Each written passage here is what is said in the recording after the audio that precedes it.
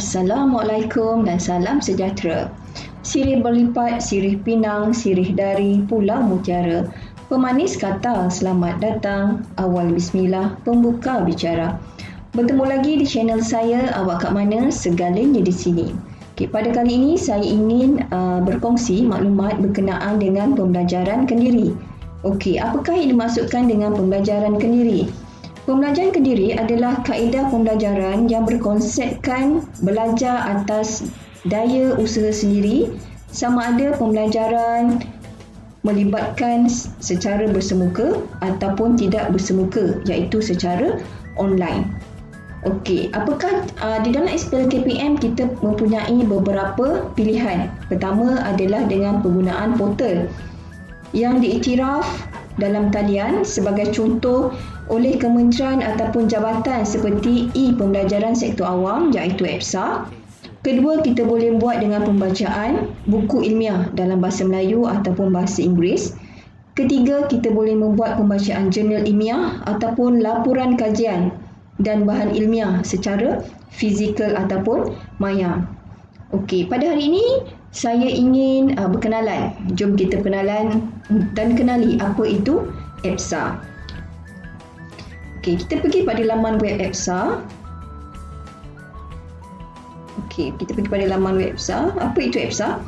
Okey, EPSA adalah inisiatif kerajaan di mana kerajaan memberi mandat kepada Intan untuk menggalakkan penggunaan ICT kepada kaki tangan awam untuk tujuan pembelajaran berterusan dan sepanjang hayat.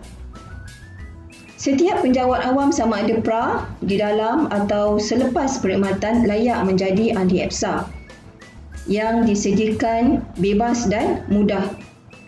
Semua keahlian bagaimanapun tertakluk kepada dasar privasi. Okey, apakah kelebihan EPSA? Okey, kelebihan EPSA adalah pilihan yang lebih efisien dari segi masa dan kos. Okey, kita boleh melayari EPSA di mana saja. Okey, di pejabat, di bilik guru, di kelas, di rumah, di mana saja. Okey, dengan syarat kita ada laptop dan ada wifi. Tapi kalau tak ada internet, tak ada wifi, memang susahlah. Okey, jelas. Era maklumat membawa bersamanya tuntutan pembelajaran secara panjang hayat dengan secara tidak langsung menambah tuntutan terhadap individu supaya sentiasa mendapat akses kepada pengetahuan secara berterusan. Okey, berdasarkan keperluan yang mendesak ini, penyampaian pembelajaran melalui penggunaan latihan tradisional dan institusi konvensional tidak lagi mencukupi. Okey, penubuhan EPSA dicetuskan supaya keperluan latihan dapat disokong sepenuhnya. Okey, kita boleh mencapai 5 hari berkursus dan menambah 42 mata MyPBB. Okey, terdapat 5 komponen EPSA iaitu portal EPSA, sistem pengurusan pembelajaran LMS, sistem kolaboratif pembelajaran, bahan khusus dan infrastruktur. Okey, caranya adalah senang. Kita masuk ke laman web EPSA, type EPSA di Google. Laman web dia adalah epsa.gov.my. Kita tekan sign in. Okey, masukkan nombor kad pengenalan. Okey, sekiranya anda terlupa kad pengenalan, terlupa password, okey, tekan je pada forgot password. Okey, dia akan hantar kata laluan baru di email yang telah didaftarkan. Okey, saya cuba masukkan. Okey, dan tekan login. Okey, ini adalah paparan saya. Okey, update password. Okey, bila kita tengok kat sini, okey, dashboard. Okey, ini adalah dashboard saya. Dia ada my profile, okey, nama, email, grade, ministry, department, okey, my progress. Okey, saya telah melengkapkan 106 kursus. Okey, last course view, maksudnya yang terakhir lah, yang di-viewkan kos-kos yang terakhir. Okey, confined space, amalan tidur sihat, pengenalan racun makhluk, perosak. Okey, yang ni announcement. Okey, announcement ni announcement yang EPSA buat. Okey, kita tengok kat sini adalah my learning activity. Okey, peak. Okey, sampai 500 complete. Okey, yang ni kita dah completekan cost. Yang atas ni adalah credit hours yang telah kita gunakan pada 2019. Okey, hampir 500 credit hours. Banyak. Okey, my batch ada 5. Okey, yang ni adalah login. Yang ni ada berapa banyak kita telah siapkan khusus. Okey, ini ada 64 computer course. Okey, yang ini adalah 64 earn certificate, maksudnya dapat sijil 64. Yang ini kita login melalui smartphone. Okey, yang ni berapa banyak test yang telah kita lulus. Okey, dia akan bagi badge. Okey, jadi kalau yang merah ni maksudnya dia dah sampai tahap maksimum. Okey, ni maksudnya dah menang lah ni, dah dapat badge yang paling tinggi. Okey, kita tengok badge overview. Ini yang saya masukkan. Okey, badge overview login. Saya dah 321,401. Dah dapat 3 badge. Dia kalau yang sampai sudah dapat 5 badge. Okey. Completed courses. Okey, 66. Okey, saya dah sampai 66 course. Ini communication in MOOC ni kosong. Certificate. Okey, saya dapat penuh sampai 5 badge. Mobile access 321,386. Okey, hanya mendapat 3 batch. Test 66 sijil. Okey, itu dalam batch. Okey, kita pergi dekat leaderboard. Okey, leaderboard ni tak ada dah. My ministry. Rank tak ada dah.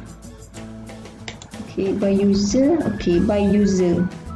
Okey, leaderboard ni adalah ranking satu Malaysia yang telah membuat EPSA berdasarkan batch tadi. Okey, bilangan yang batch yang banyak, berapa point yang dia telah kumpul untuk sepanjang tahun. Dia start daripada sampai 100. Okey, ranking sampai 100. Tak kisahlah dia melibatkan Jabatan Imigresen Malaysia, Jabatan Pendidikan Selangor. Okey, kat sini. Okey, jom kita tengok saya batch ranking yang keberapa ni. Dalam satu Malaysia ni saya ranking keberapa. Okey, kita scroll je. Macam mana nak masuk ranking ni? Kenalah completekan semua.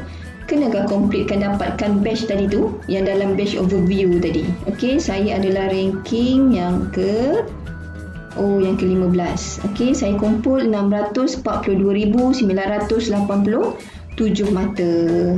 Okey, kita dah pergi sini. Okey, macam mana kita nak start? Nak start khusus. Okey, kat sini ada e-my-learning, dia ada course catalog dengan communication courses yang ni certificate. Okey, untuk course catalog, okey, kita klik pada course catalog. Okey, kat sini ada mengikut kategori. Okey, kalau kita ingin mengetahui berkenaan dengan kategori-kategori tersebut, cikgu tekan sajalah dekat kawasan sini. Okey, contoh saya nak ambil etika dan integriti. Okey, ethos ni saya dah siap. Okey, integrity and rule.